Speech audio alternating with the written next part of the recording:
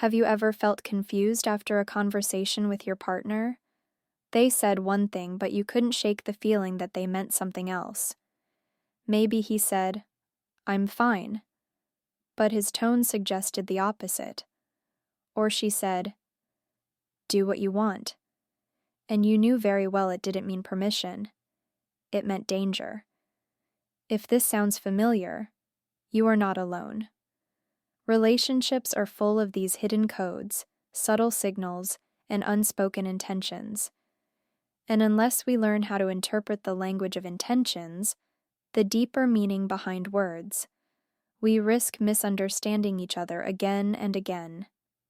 In today's video, we're going to dive into this fascinating topic: how to understand not just what your partner says, but what they actually mean, feel, and want to express.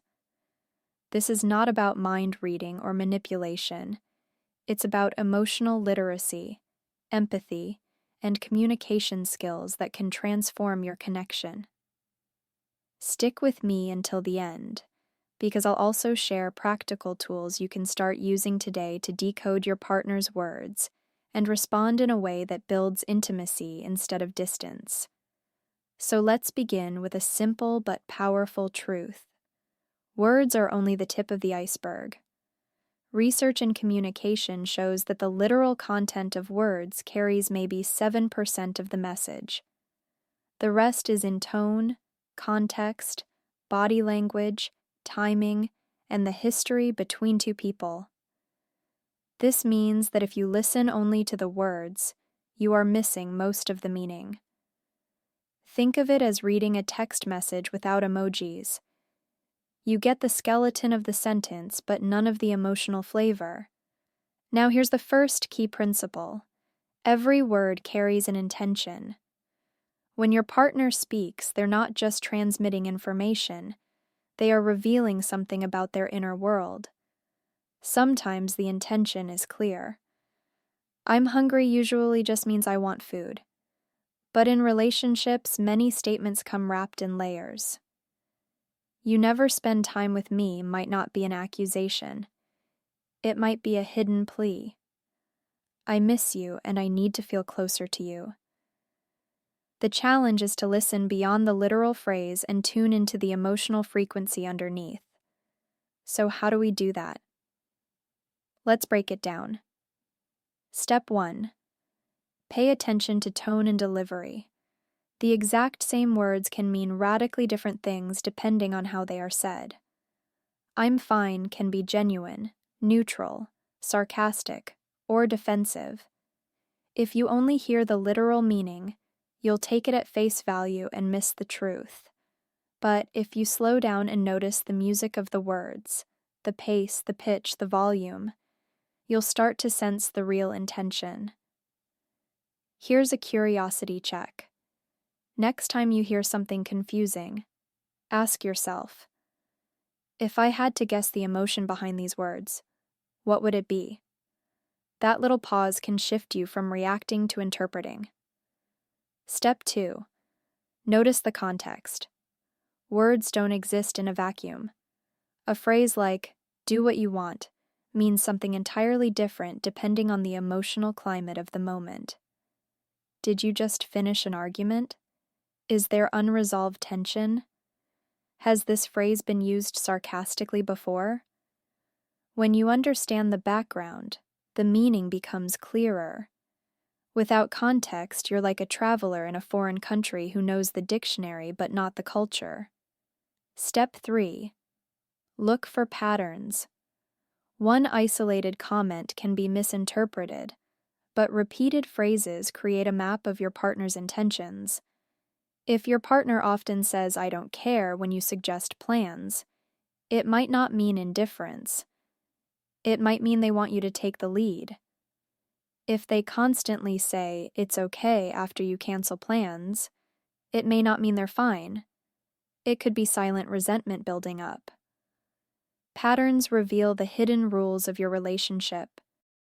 Now here's where it gets even more interesting. Understanding the language of intentions is not only about interpreting their words, it's also about being aware of your own. We often send mixed signals without realizing it. You might say, "Sure, no problem," while sighing heavily, or "It's nothing," while your body language screams hurt. Learning to align your words with your real intentions is just as important as decoding your partner's. Let's explore the emotional undercurrents behind common phrases we all use. When someone says, "I'm fine," the possible intentions range from, "I really am fine. No worries. I don't want to talk about it right now. I feel hurt, but I'm scared to admit it. I want you to notice that I'm not fine." Notice how one phrase can carry 4 different intentions depending on emotion and context. Or take, "Do what you want." That can mean genuine freedom. "I trust your choice." Annoyance.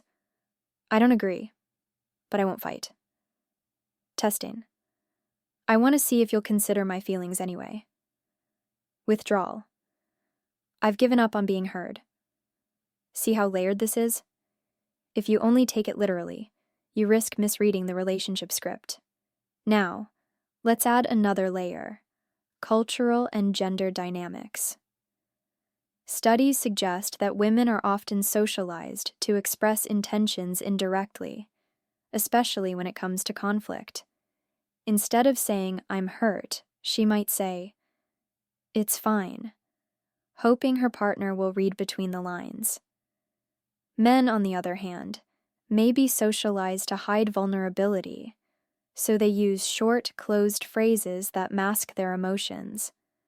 Of course, this is not universal, but understanding these tendencies can help you avoid frustration.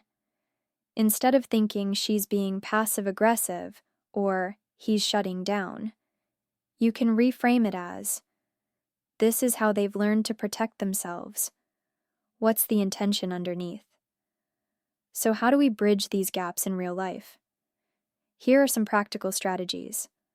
1. Ask clarifying questions. Instead of assuming, gently check in. If your partner says, "I'm fine," you might respond, "I hear you saying you're fine, but I'm sensing you might be upset. Do you want to talk about it?" Notice how this acknowledges both the words and the possible intention. 2. Reflect back the emotion, not just the words. If they say, "You never listened to me," instead of defending yourself, you could say, "It sounds like you feel unheard and unimportant. Is that right?" This simple reflection can transform defensiveness into dialogue. 3. Share your own intentions openly. Model the behavior you want. Instead of saying nothing's wrong when something is wrong, try, "I feel hurt, but I'm not ready to talk about it yet. Can we revisit this later?" This communicates both honesty and boundaries. Now, I know what you might be thinking. This all sounds great, but what if my partner just refuses to open up? What if they keep hiding their real intentions? That's a fair concern. The truth is, you can't force someone to speak their truth, but you can create an environment where it feels safer for them to do so. Every time you respond with curiosity instead of judgment, every time you show patience instead of pressure, you're telling your partner, "Your inner world matters to me. I want to understand you, not fight you." Let's also talk about the dangers of misinterpretation. Sometimes, in our eagerness to decode, we project our own fears onto our partner's words. If you're feeling insecure, you might hear, "I need some space," as rejection, when in reality it's about recharging. If you're feeling guilty, you might hear, "We need to talk," as an accusation, when it could be an invitation to connect. Decoding intentions requires self-awareness. You need to ask yourself, am I interpreting their words through my own wounds, or am I really tuning into them? One powerful exercise is to pause before responding and ask yourself 3 questions. What did they literally say? What do I think they meant? What could they be feeling right now? That pause creates a space between hearing and reacting, and in that space, empathy can grow. Now let's add one more tool: the intention ladder. Think of every statement as having levels. Level 1, the literal words. Level 2, the emotional tone. Level 3, the deeper need or fear driving it. For example, you never spend time with me. Level 1, complaint about time. Level 2, emotion, loneliness, frustration. Level 3, deeper need. I want to feel loved and prioritized. If you only react at level 1, you'll argue about the schedule. If you respond at level 3, you'll nurture the bond. That's the magic of decoding intentions. And here's a curiosity hook to keep in mind. What if every argument you've ever had wasn't really about the topic, but about the unspoken intentions underneath? Next time you clash over chores, money, or plans, ask yourself, what's the emotional intention hidden here? You might discover that the fight is not about dishes, it's about respect. Not about money, it's about security. Not about plans, it's about feeling included. So to bring it all together, understanding the language of intentions requires 3 things: awareness, curiosity, and compassion. Awareness of tone, context, and patterns. Curiosity to ask and reflect instead of assuming. Compassion to remember that behind every confusing phrase is a human being trying in their imperfect way to be understood. Before we close, let me leave you with this challenge. For the next week, listen to your partner's words as if they are clues to a deeper message. Don't just react, decode. Ask yourself, what is the intention? What is the feeling? What is the need? And when you're not sure, ask. You'll be surprised how much intimacy can grow when 2 people commit to truly understanding each other. Because at the end of the day, love is not just about grand gestures or perfect words. It's about the willingness to listen, really listen, not only with your ears, but with your heart. And maybe, just maybe, when we learn the language of intentions, we stop speaking past each other and start speaking to each other